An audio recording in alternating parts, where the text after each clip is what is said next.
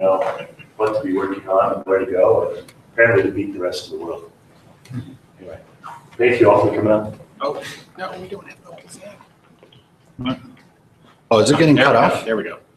Is it Yeah. full? Okay, There it is, yes. Yeah, let him go. go ahead.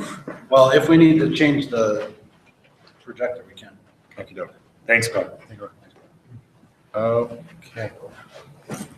Hi, I'm Barton Poulson. I'm a teacher. I am a psychology professor at Utah Valley University. Although I always have to mention, I'm not a clinical psychologist. My PhD is in social psychology. It's a research field.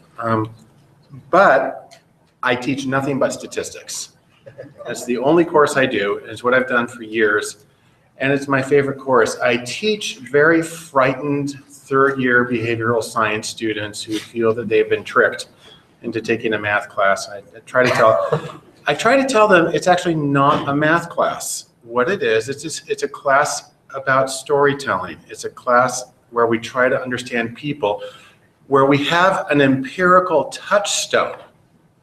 See, we have data. It's a way of keeping us honest, but the data does not tell the story. The data is not the entire story, and you still have to use your training in psychology or sociology or anthropology or whatever it is to try to understand and interpret the data you're dealing with. So oh my goodness, something's horribly wrong with the projector. Oh, Is it not? We should have a full word there at the end. It's cutting off on the top and the right.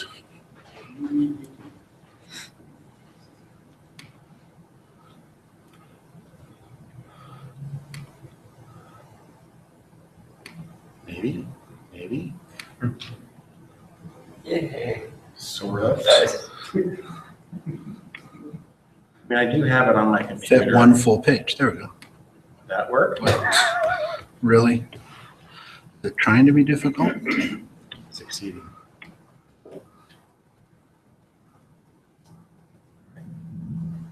I think that works. Yeah, that's That's good enough. There's going to be a few that miss. All right, ignore the bottom, 80 pixels. Bottom half an inch. Anyhow, I'm here to provide something that's kind of silly, an introduction to data science. I say that silly because I'm assuming most of you actually know more about it than I do. But I am putting a spin on it. Because I have a background in psychology, I do approach the field differently. And also because I work with non-technical people, I approach the field differently. And so I may be showing you a lot of stuff that's very familiar to you, but hopefully you'll see a different perspective on some of it. And also I'll try to give you some very basic suggestions about if you want to learn more about data science, how you can go about it. Very basic stuff. Let's just start off with a little trivia question. Anybody know who this is? It is not Jane Austen.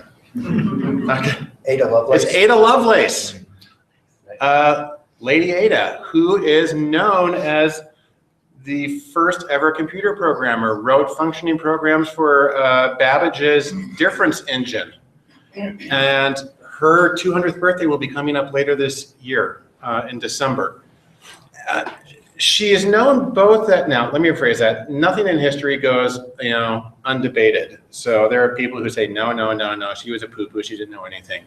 But she's credited with being the first computer programmer and for really getting the foundations of computer science as a field. The reason for this is, if you're familiar with Babbage's difference engine, which was a very large brass machine powered by a steam engine and 200 years ago, Babbage saw it as a calculator. The same way that you have, but what was important here is that Lovelace saw it as more than a calculator. She saw it can not only process numbers, but we can take other kinds of information, and she didn't use this word, but we can digitize them. And then we can manipulate abstract concepts. We can do a general purpose programming with this engine. And of course, it'd be an extraordinarily slow process with, but mostly it was there. She saw the potential of computing, and she also saw it as more than just a technical field.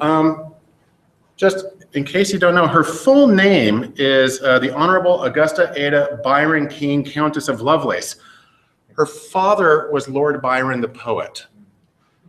And what's interesting about that is her parents split up when she was pretty young, and mom tried to act like dad never existed. But she felt a very strong connection to her father. And there's this wonderful little line here. She called her approach to computing poetical science. And the reason for that is, see, I gotta go to my other notes here. In a letter she wrote to her mother, if I can find it.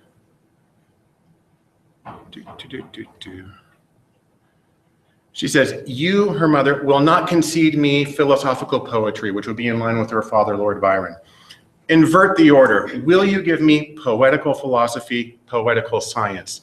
She saw the ability of computing, and by a very long extension, data science, to contribute to the humanities and the arts as well. What's interesting about that, I'll bring this up later, despite the fact that I am technically trained as a social psychologist and I teach statistics all day long, my school, Utah Valley University, has also paid me to do digital art for the performing arts. I had a 2-year fellowship to work on that, and I actually got there because of my work in data visualization. And it turns out it's a great thing to do. So I have a lot of sympathy with what she's saying here. But let me attempt to go to the next page. Okay, what is data science? Number one, it's the sexiest job of the 21st century. The Harvard Business Review says so. So it is true. You should go read the article. You can get that for free. Just data science, sexiest job of the 21st century. And in fact, this is LinkedIn. Last year, the 25 hottest job skills on LinkedIn, #1, statistical analysis and data mining. And this is global. It is the #1 thing on LinkedIn. So it's the sexiest job. It is the most sought after skill by employers. This is from, shoot, who published this? It's the Gartner report. But I just want to highlight these two numbers down here at the bottom. These are their projections. They say, we're going to need, I think that they said by 2018, so we're talking about just a few years from now, somewhere between 140,000 and 190,000 people with deep analytical talent. What that means is, hardcore data scientists. And then, this is a probably more significant one right here, 1.5 million data savvy managers.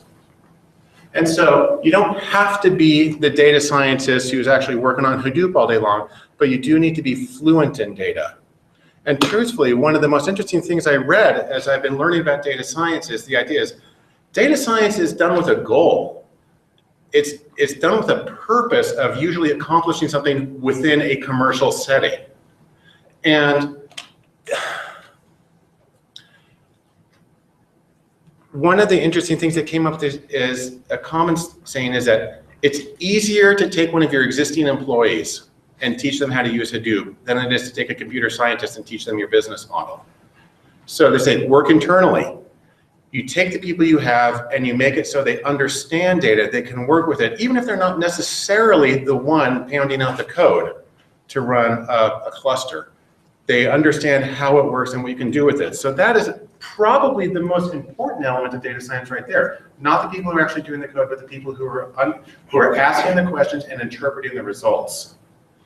Okay, another thing about data science, there's money to be made. You guys familiar with O'Reilly? Big tech publisher, and most of their publications on data science are free. You can either download them from their site as PDFs or a couple of ebook formats. You can also get them on Amazon directly as like Kindle books. Here's just one page from their recent report, and it's talking about how much money people make. Now, you guys can't tell what this, I know why you can't tell. I'm going to make it bigger. There we go. Salary by job function. This is in US dollars. I'd like to point out, because I'm an academic, a starting tenure track professor with a PhD is about right Okay. Anyhow, it's breaking it down by job function. What you can see is that most of these hover around the $100,000 to $140,000 range. That is common in studies. Glassdoor, maybe familiar with the job site, reports sort of like beginning sort of entry positions as being about $100,000 in data science and going up from there. This report, let me back up for one page. This is a really good thing to look at because it's about 20 or 30 pages long. It breaks it down by a number of things. I'll tell you one that's important is each additional tool you know how to use is worth about 2,000 bucks extra annually. So if you can learn SQL, there's 2,000. If you can learn NoSQL, there's another 2,000. If you can learn to use Hadoop on top of that. By the way, Excel is on the list of tools. Interesting paper I saw recently said you still have to know how to use Word and Excel. And Excel is still, I saw one, in terms of data mining tools, I think Excel was still like number 2 on the list in terms of the most frequently used by professional data miners. That's because the data frequently comes to you in Excel and you frequently have to return it in Excel. And so you have to be able to use it. Anyhow, so there's money to be made. What does a data scientist do? I like this cartoon. My customers think I'm magic. My mom thinks I'm in the lab. My friends think I work with Brad Pitt.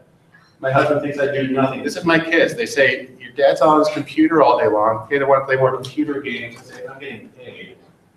And you know, there she is actually just running SQL all day long.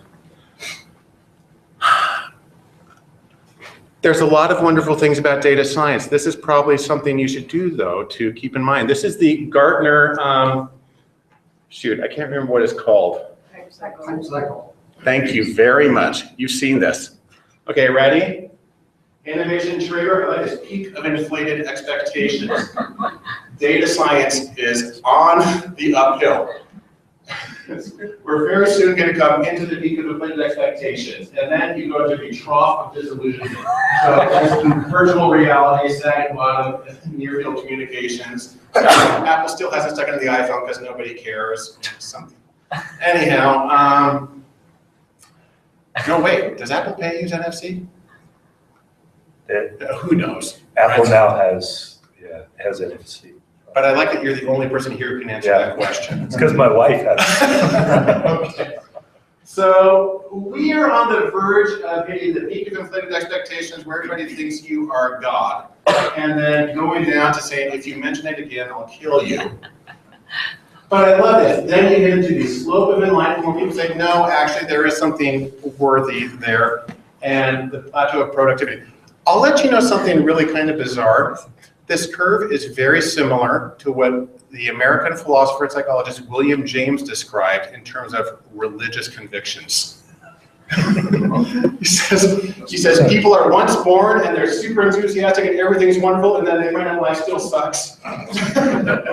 And some of them come back out of it and get sort of a renewed, more mature religious faith, you know, if they pull out of it. It's the same thing with technology, and we see the same thing for data science. So be prepared. People are going to really like you for at least a few more months, and then you might become persona non grata for a little while. But it will come around. It will come around. Okay, what goes into data science? You guys have probably all seen one version or another of Drew Conway's famous Venn diagram of the 3 circles. This one's prettier, so I use this one instead. Data science basically composed of 3 things: math and statistics, hacking skills or computer science and programming, and substantive expertise. Here's the thing I need to mention. I'm willing to bet that most of you are coming at this primarily from the computer science direction. I am coming at it from math and statistics. I approach data science differently. I can do some coding. Don't have to do all of it. But the point here is you have to have all 3. And substantive expertise means you have to actually know what it is you're talking about. If you're working in a commercial setting, you do have to understand the business process and the business models. You have to understand what the actual goal is they're trying to reach. If you're consulting, this can be tricky, especially because if any of you work with clients, they don't know what you know. And you find it can be very difficult to interpret the results in a way that are meaningful to the client. And I can't remember, was it Anthony I was talking to about this the other day? Said, had a wonderful model, eventually had to throw out some of the terms because it was not able to explain them in a way that was meaningful to the client. Was that you? Yeah, simplify the model or it never got across at all, or it was prone to gross misinterpretation. So you gotta have the three, right? Now here's the deal. Kind of when you look at that, you think like, oh, it's a person who can do everything. It's not true. You don't have to be able to do everything. I'm gonna talk more about that in just a moment. One of the things I want to mention is, of course, is anytime somebody puts up a model, other people feel it's important for them to try to criticize it or say how it's incomplete or it doesn't apply. There is one thing I like, and this is the 4-circle version right here. This one looks exactly like Conway's diagram, but throws in another circle up here, social sciences. Of course, having a PhD in the social sciences, this is important to me. But the idea here is that it's important to understand people. And the reason for that is because even when you're doing strict machine learning and it's machine to machine, it still is going to affect people. And it is still requested by people and it will eventually impact people. And it's important to understand how that's going to influence. I will mention a few things about that, which is why the subtitle to this talk is a humanistic introduction to the field. I'll just mention there are a few other models here. I like this one. It's made by the same person who did the last one. It's called the data science workflow. I'm going to give another take on this one in a moment. But it says you have to be able to do different kinds of things in data science. Not everybody has to be able to do each step equally well. And that is why data science is typically done in teams, because it requires a rather broad, diverse, heterogeneous skill set that is very unusual to find that one person can do all of it sufficiently. The same way it's very unusual to find $1 billion startup that is run entirely by one person. Usually can't do it by themselves. And so we talk about data acquisition and cleanup, storage and management, analysis, visualization, and communication. I can tell you right now, I'm good at 2 of these. 2 of them I can sort of do if I have Stack Overflow open on my second monitor. And one of them I can sort of wing it. But 2 I'm good at. And I'm willing to bet that if I asked you guys to write out a little chart on yourselves, not many people here would say that they feel totally comfortable with all 5 of these in any setting.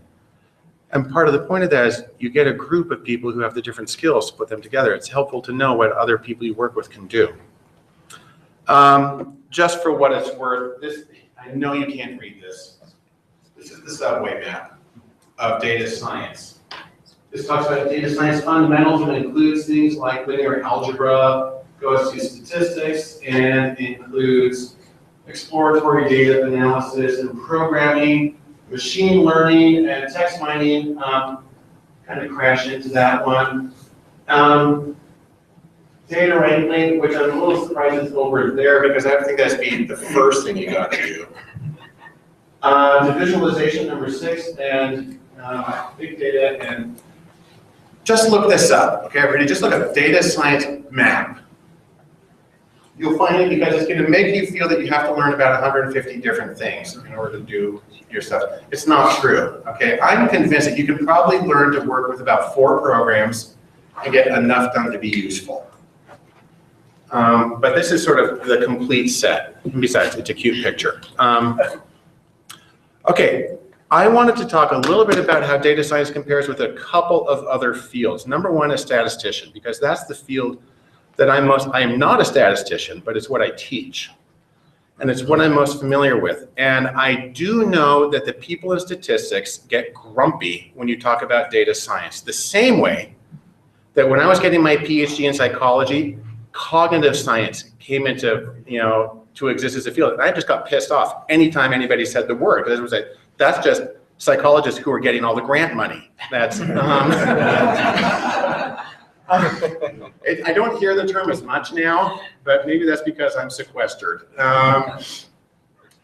Statistician and data science are different things.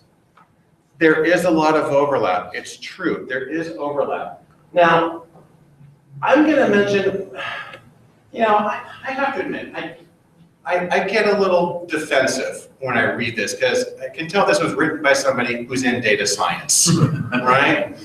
Because they talk about data size kilobytes. That's not true. We get it to megabytes.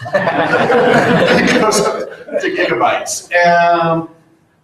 And then this one, prepared data and clean.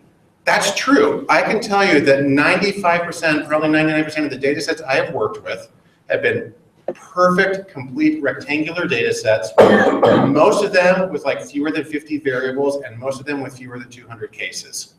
It's a small amount. Data gathering in my field is time consuming, laborious, and you end up with small data sets. And you still have been able to accomplish amazing things in the field, even with these small data sets. So I don't want to suggest that data science means you're always working with extremely large data sets, because you guys remember the big data 3 Vs? They had volume, which means very large data set. And it's true that putting things onto distributed drives and clusters does change the game, but I'd say that's more a technical than a conceptual one. Big data is also made up of velocity, and streaming data does present its own challenges, but there are still ways of dealing with that are not horribly difficult. But the third V of the common model is variety, and that's a nightmare. Because when you're dealing with web logs and GIS data and photographs and other things, it's nearly impossible to know how to combine them. That, for me, is the very hardest part. And what's interesting about that one does not require that it be a big data set. It doesn't have to be big or fast. It can be old, it can be slow, it can be relatively small, but the heterogeneity that goes into big data is really where the data science skills still kick in. I have never had to deal with that stuff in my entire career. Not as an academic psychologist. We put things into nice rows and columns and we're good to go. The other thing I want to mention is this, focus. The focus in data science is often on prediction, that you have predictive analytics, a very large and significant field where you very frequently will use black box machine learning algorithms. They're productive, they're useful, and I have to tell you, I was in graduate school for 7 years focusing on this. I still see enormous need for causal inference, which you cannot get from a black box, and things can go so wrong in the black box.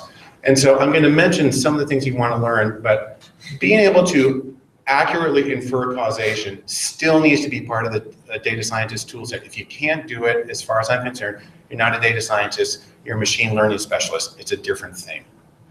So we will talk about that. And by the way, these guys are both fabulous. You can't argue with Hillary and Nate, but and then business intelligence, BI. Now, I think there's a general response to it, BI's for losers. There's a bunch of dropouts. Well, they're making more money. Anyhow, what I want to mention, just one thing about BI is, first off, a lot of employers are still looking for it. Dashboards are still important.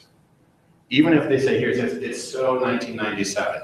This stuff is still important. Employers still want it. It's helpful. I do want to mention one interesting thing about SAS. Any of you ever worked with SAS?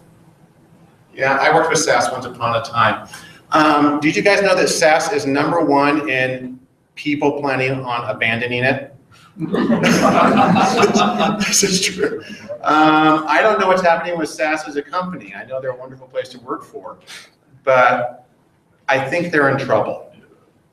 Because you can do the data manipulation beautifully in Python, you can do the modeling in R. I'm not quite aware of what SAS does aside from cost a lot of money. Anyhow, and I was raised on SPSS. And I don't touch it anymore. But Do you know a lot about MicroStrategy? I know it exists. Yeah, I keep hearing that it's made some pretty good changes over the last year or so. Well, it might be one of those things where the bar was pretty low to begin with. Okay. So it exists, but I'll just give you the punchline right now. As far as I'm concerned, you can get 90% of what you need with R and Python, and that's it.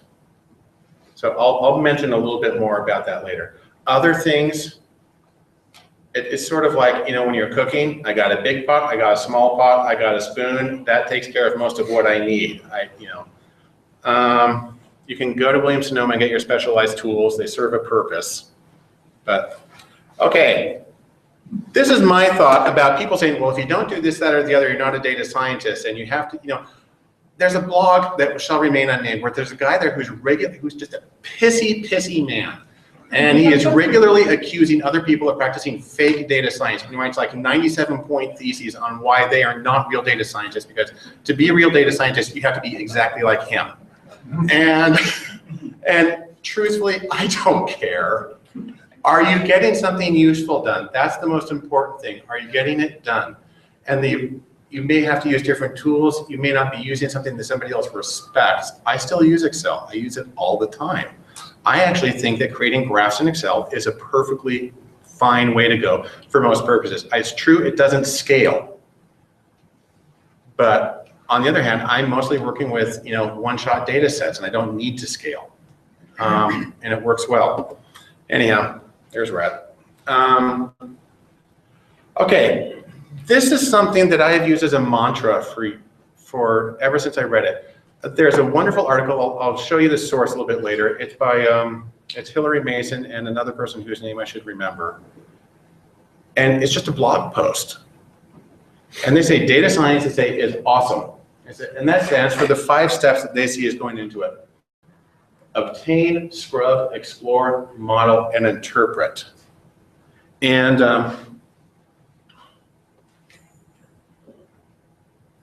okay.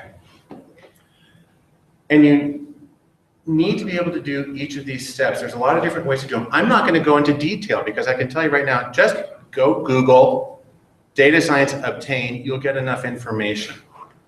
I'm going to show you some wonderful basic resources. But the idea is now I'm going to add one that's not on there, planning. You have to plan the analysis well beforehand, or you're going to spend a lot of time doing stuff that you have to, you know, back up and redo. So my personal model is Possum, but you no doubt have come across that. I like this one company who's produced fortunately the list is the same for the male and the female data scientists, but it's basically getting back to the Venn diagram of things that you need to know in each case. It does have math and statistics. I find it odd that machine learning is under math and statistics, because to me that is not, it doesn't matter. An interesting one is optimization. Have any of you done optimization? I found out 6 months ago that optimization existed. I'd heard the word before, but I had no idea what it meant. And then I found like, oh, is to say, so for instance, if you can make this many widgets at this cost at this time with this probability of failure, and you can make this many widgets over here, what is the optimum balance for production? And it's not statistical, it's straight ahead mathematics. And it is an immensely important thing to be able to do if you're going to work in an applied commercial setting, which is where most data scientists are employed. So it's something that you're going to want to look up at some point. Programming and database, and then this one right here, I'm going to say, look, you can't read it, storytelling skills. It's important because you have to be able to relate things to people in a way they're going to be able to understand. This is from one of the O'Reilly books. It's called Analyzing the Analyzers. I'll show you the cover a little bit later.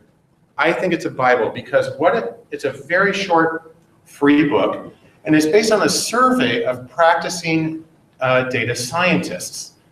And what they did was really sort of a clustering analysis on them to find out, well, they're not all identical, not all the people. They do different kinds of things, and they have different backgrounds, and they have different goals. And what's a way of summarizing them? Because you do run the risk of people putting out an ad for data scientists and expecting you to be able to do everything anyhow, they expect you to be able to do everything. Anyhow, what's neat about this is they came up with saying, well, data scientists as people can be broken down into 4 general categories. Up here they get the data business person. So this is usually somebody with an MBA. It's somebody who is usually And again, they're running a business. They have to be able to use data to do it. But that's a business person. Then they have what they call a data creative. Now that's sort of their, we don't know what else to call them category. But data developer, right? And I'm going to assume that a lot of you would fall easily into that one. It's a very common one. And then data researcher, that's me over there. And then it breaks it down by the relative proportion of skills involved in each one. Business, not surprisingly, everybody has to be able to do it. But if you're not the business person, you can get away with a little bit. You have to have some understanding of micro and macroeconomics and marketing. This machine learning and big data, well, the data creator and the developer have to be able to do that more than others. Math and operations research. Again, varies. This is interesting. Programming. The business person does almost none. Almost none. The data creative does a fair amount, the developer does the most. And then me, the data researcher over there, it's back down to almost none. Because we're usually dealing with clean data sets. And then statistics here. Again, developers tend to have a lot more emphasis on the programming than on the statistics, and that's over half of what my personal training is. So the nice thing about this is it does require you to sort of explain, if you're going to be a data scientist, you usually need to qualify it with what kind. The same way when I tell people I'm a psychologist, I immediately have to follow it with what kind, because again, they always think I'm a clinical psychologist. And I think if you say you're data science, people are always going to assume you're a developer, which you may or may not be. And so this is a nice thing to get a feel for the variation. Now, if you download the book, they give a very specific list of skills and techniques and tools that go into each one of these, and it's worth taking a look at. Okay, can you guys recognize your Greek statues? It's Protagoras. This is the humanistic part. Protagoras was a sophist, and so Socrates actually made fun of him. But the sophist, who's best known for man is the measure of all things. Now, some people use that as saying that there is no truth, everything's relative. I'm just going to say that the ability to communicate your information clearly to people and to make it useful to their tasks at hand is going to be the true measure of the effectiveness and the validity and the worth of your work. I tell my students, if you cannot communicate it clearly, you have accomplished nothing. And when you're doing data science, it means not just communicating it, but being able to say specifically, so this is what you need to do next to meet your goal. You have to be able to give clear, actionable steps that are based on your data. And that's a problem, because if you're a developer, that may not be something you're trained to do. I'm trained as a researcher. That's not something I'm trained to do. We're trained to do sort of research for research's sake, but you have to be able to apply it. And so I think about this also in terms of meeting human needs in general. Which gets me to my little next figure here. It's Plutarch, 1300s. And Plutarch generally held up as the founder of humanism. Now, humanism can mean a whole lot of different things, and I'm not going to get into hardcore humanism. All I mean by this is that one common theme in the several different strains of humanism concerns things like ethical behavior and a responsiveness to human needs. Now, tell you how that works into data science. One very easy, it's easiest to see it when it goes wrong. And so I'm gonna pick an example from machine learning. A straight ahead predictive model is a very useful thing, and it can be very, very precise, and it can be very accurate in predictions. However, if what you're trying to predict has something to do with humans, and it nearly always does, you have to be very careful. So for instance, if you're trying to make predictions about who to hire or who not to hire or who to promote or where to put people, and heaven forbid you include information that relates to race, gender, age, or sexuality somewhere in your data set, and there's no way on earth that you can avoid those things. The machine has a very elaborate model that it runs through. And you don't necessarily know how it's factoring everything in. You get the predictions, your predictions are very good. But it could, you could end up with really the very sophisticated version of racial profiling. It says, well, they're black, pull them over.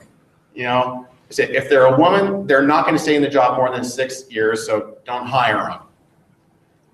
Unfortunately, that's a violation of federal laws, and you can't do that. So the problem is, now, I like to think that anybody who's doing machine learning and predictive analytics thoughtfully is going to be aware of these risks and is going to compensate for them.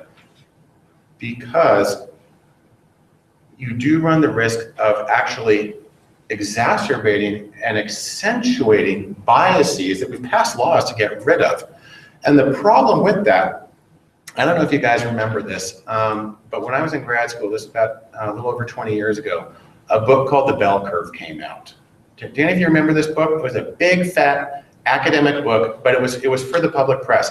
And if I want to summarize it in one thing, it basically said, black people are genetically stupid, so don't waste time trying to make them smarter. That's what it came down to.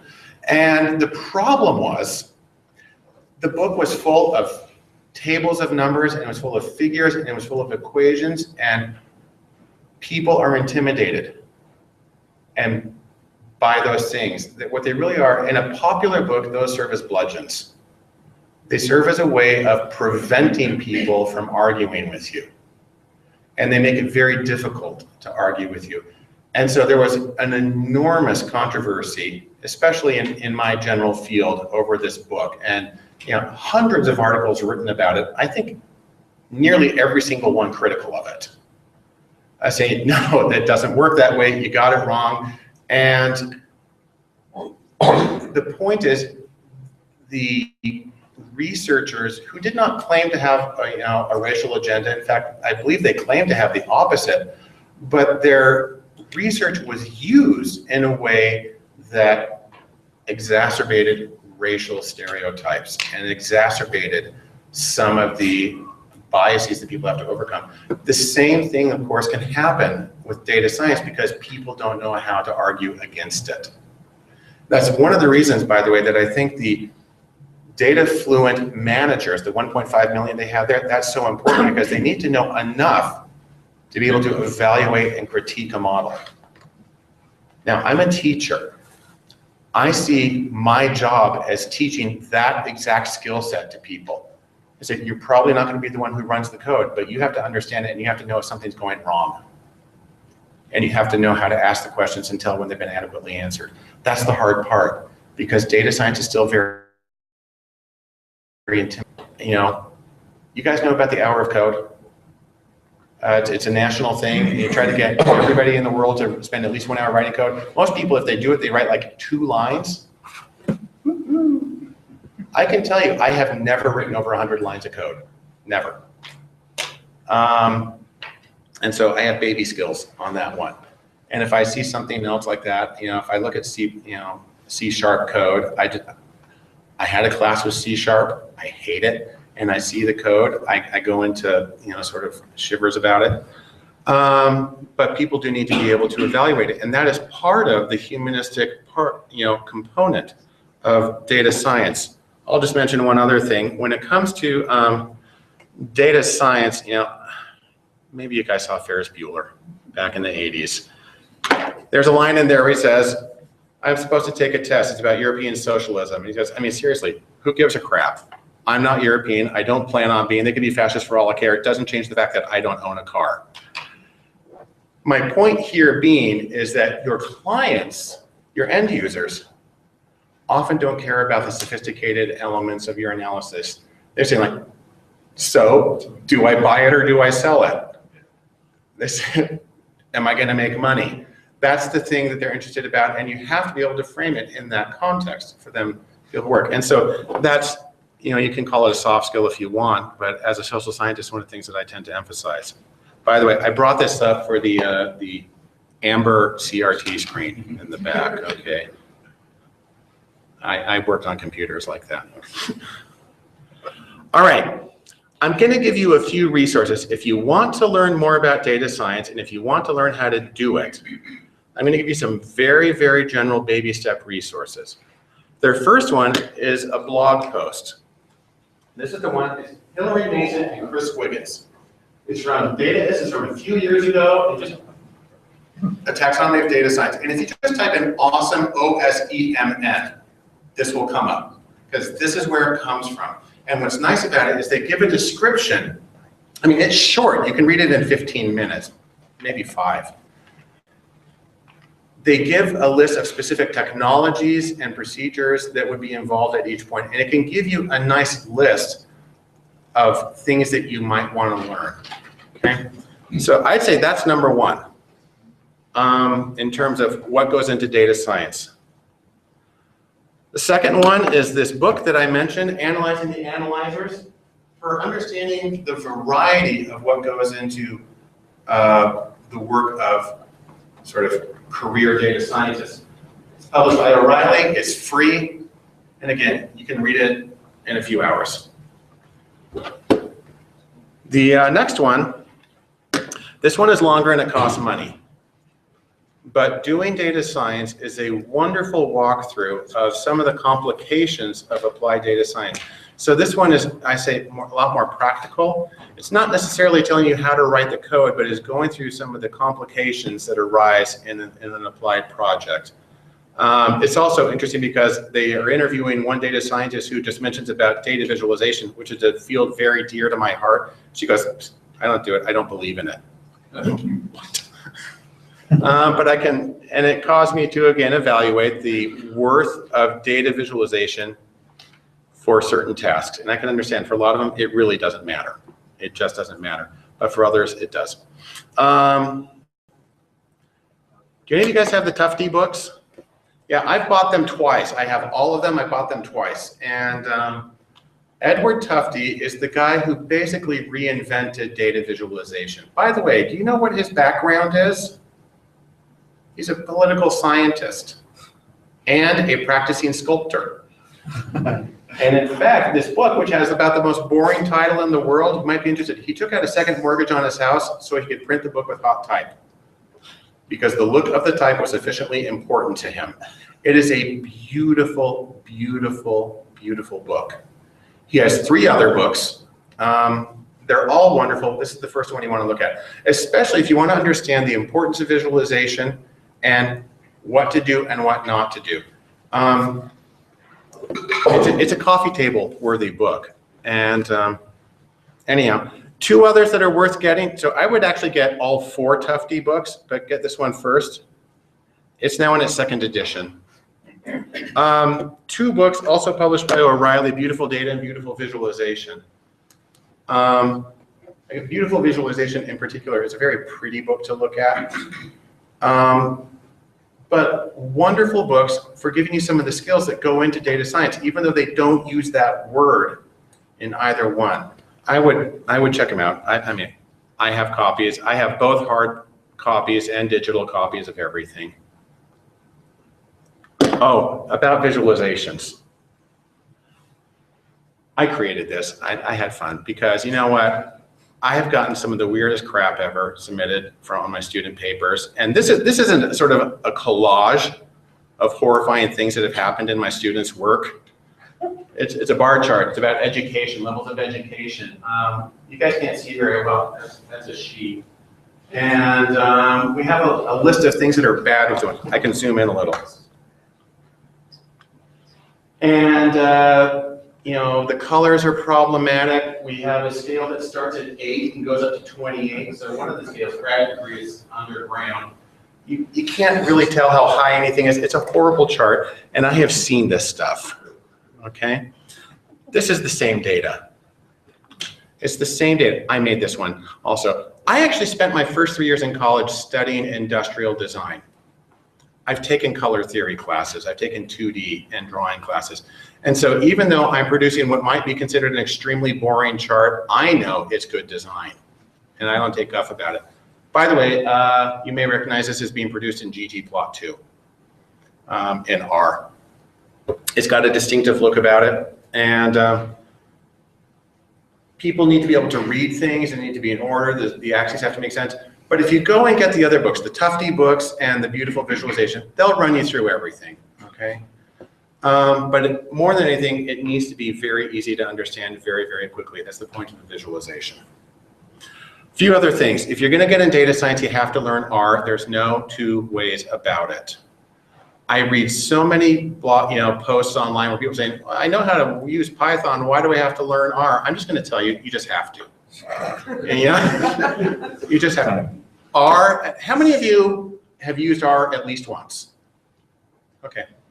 How many of you find R problematic? So ugly. It's ugly code. It would be nice if it were based a little more.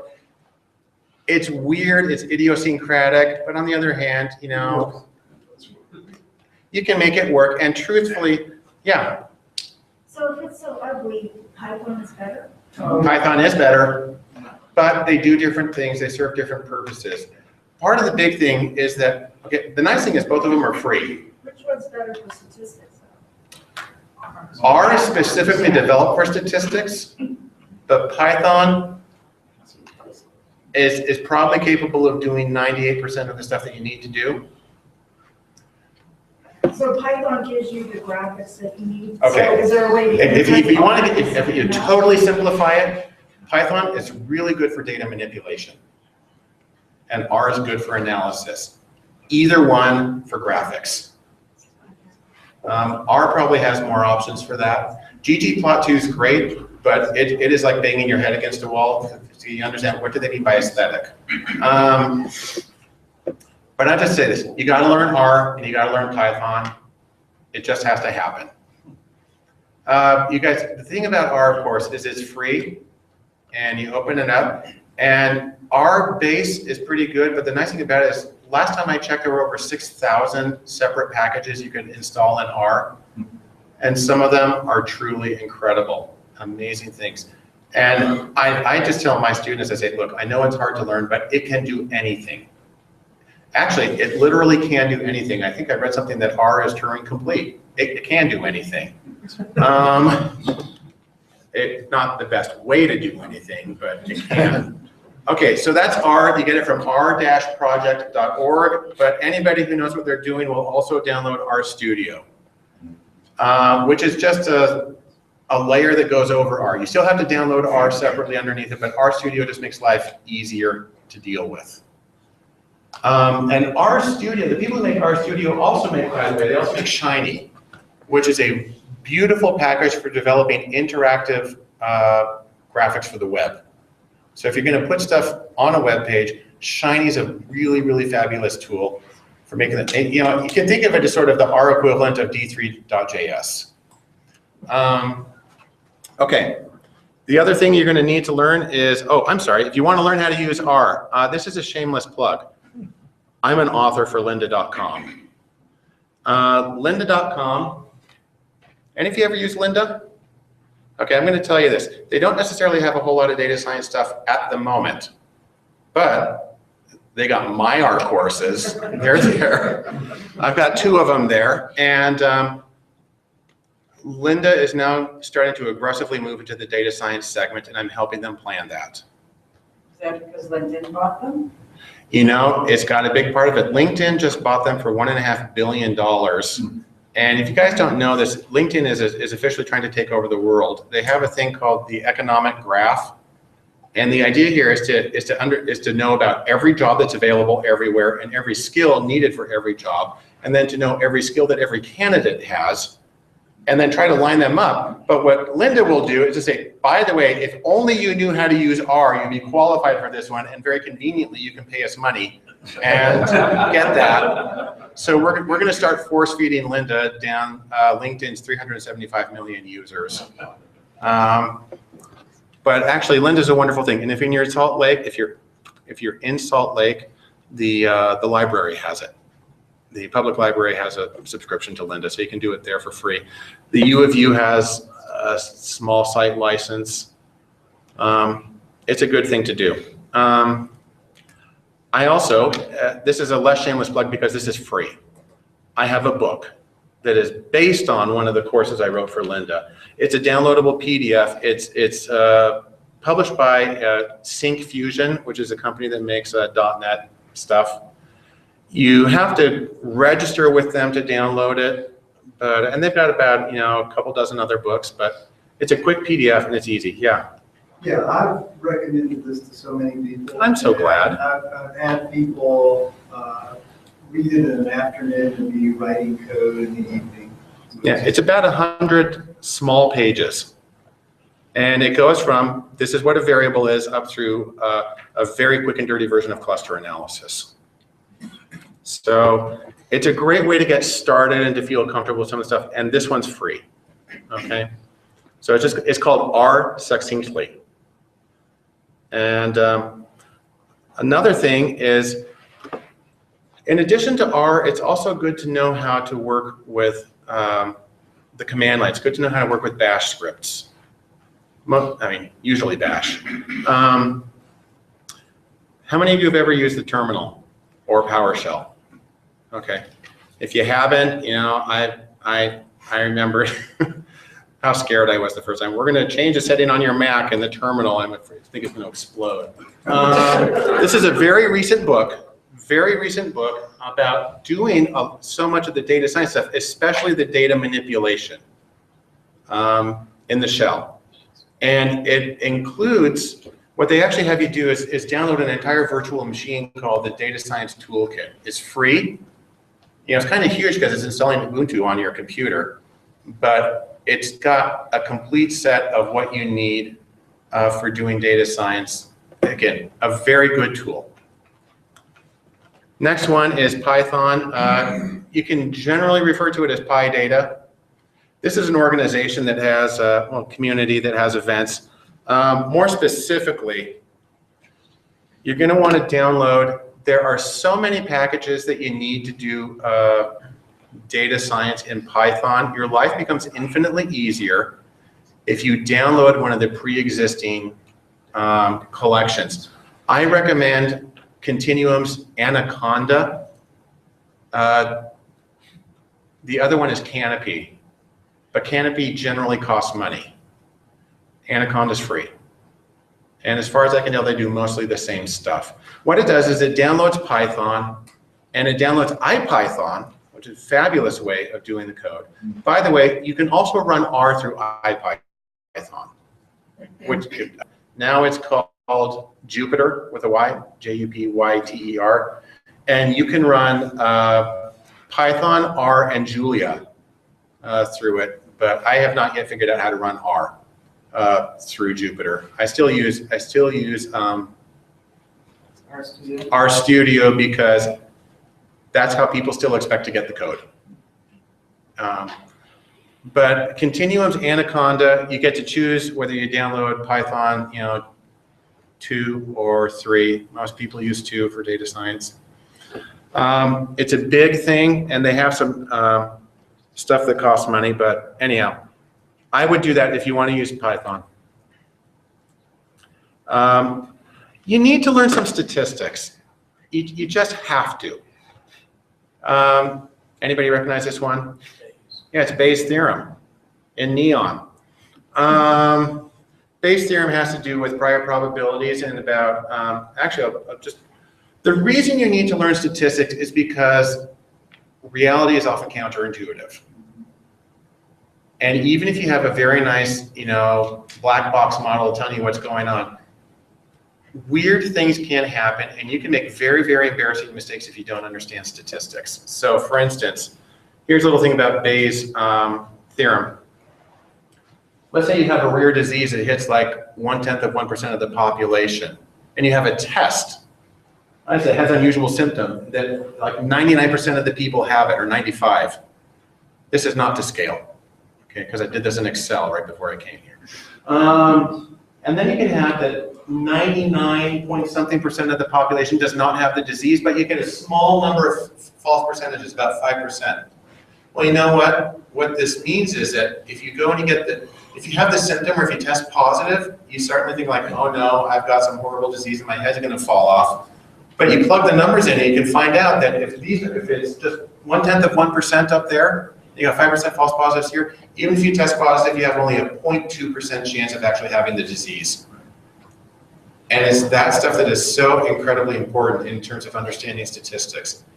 And so Bayesian statistics, by the way, is also key to how Nate Silver was able to accurately weight the election predictions in 2012 and predict accurately every single state in the presidential elections.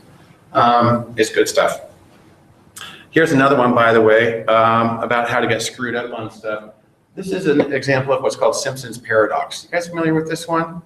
Okay, what the idea with Simpson's paradox is that aggregated and disaggregated data can give opposite conclusions.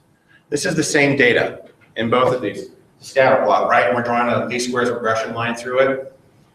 This is everybody put together. There's a slight downhill slope to it. But when you disaggregate it by separating your two groups, we've got a group in red and group in blue, you see that each group separately has a strong positive slope.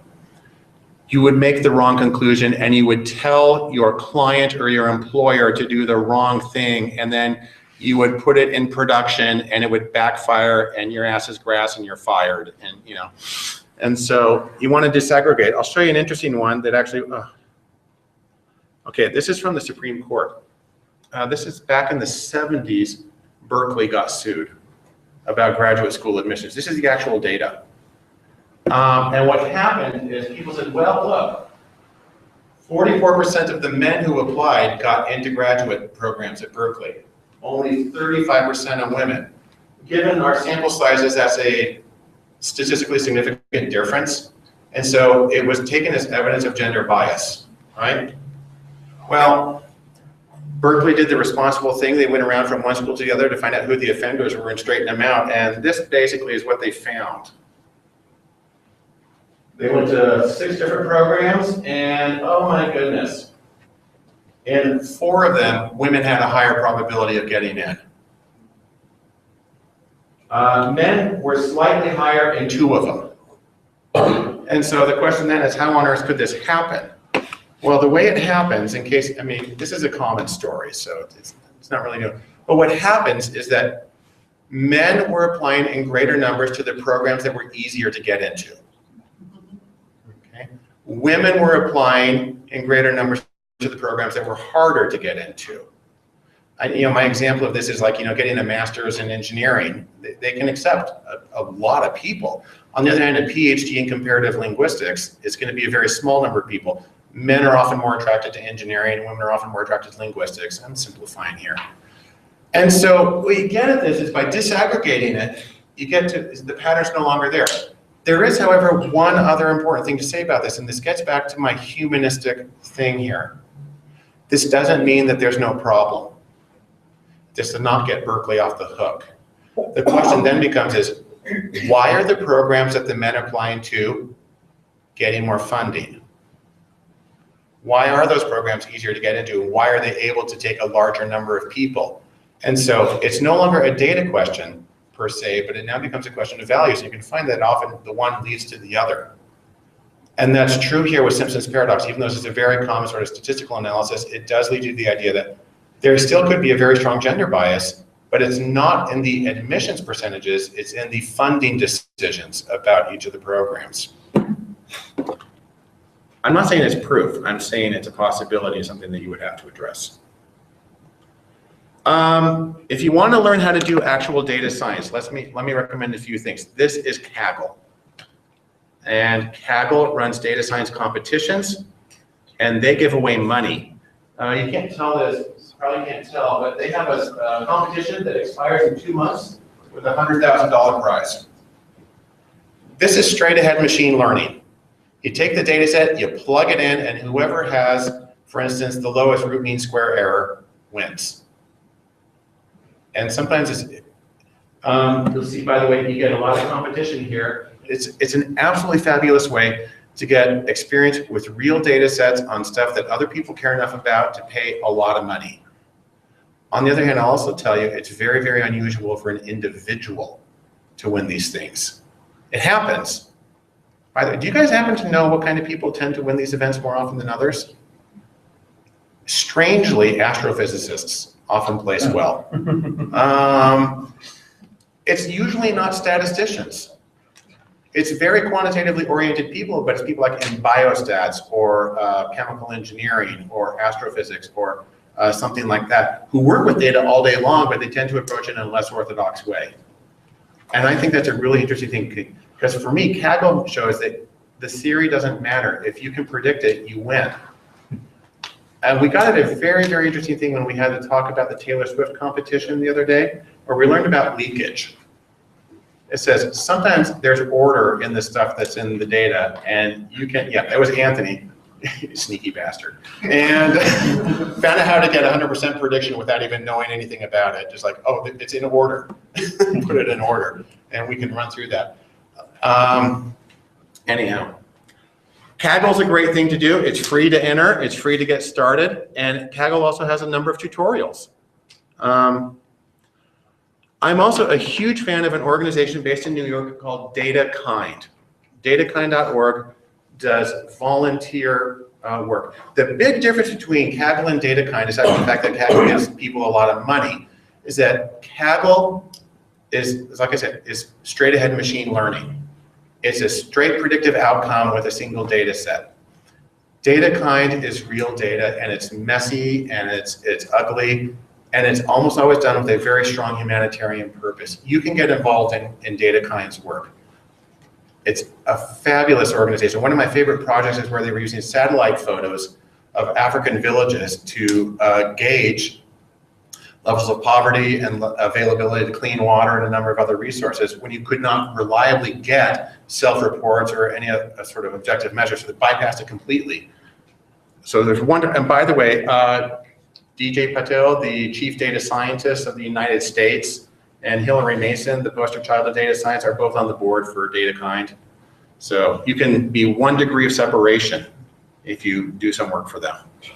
I have my own event. Several of you were there. I organized something called the Utah Data Dive. It's about 2 months ago. I did it down at Utah Valley University, where I had 2 local nonprofits who brought in their data, which was in crappy spreadsheets. How many of you were there? Cool. Oh, all right. Lori was there. Thank you. We've had a few others. Elliot was there. He's gone now.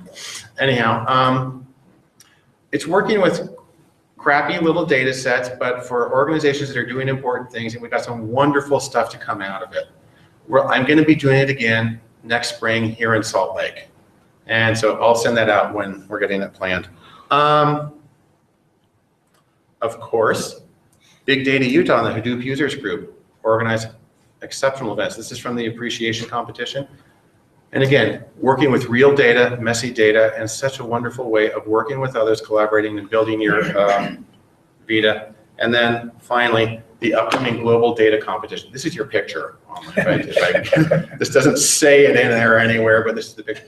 I think the global data competition is going to be probably one of your best chances to work with real data, towards something meaningful, working with sloppy, disorganized, but very important data sets, and getting practice with real data science. Anyhow, I think that is the end. Thank you.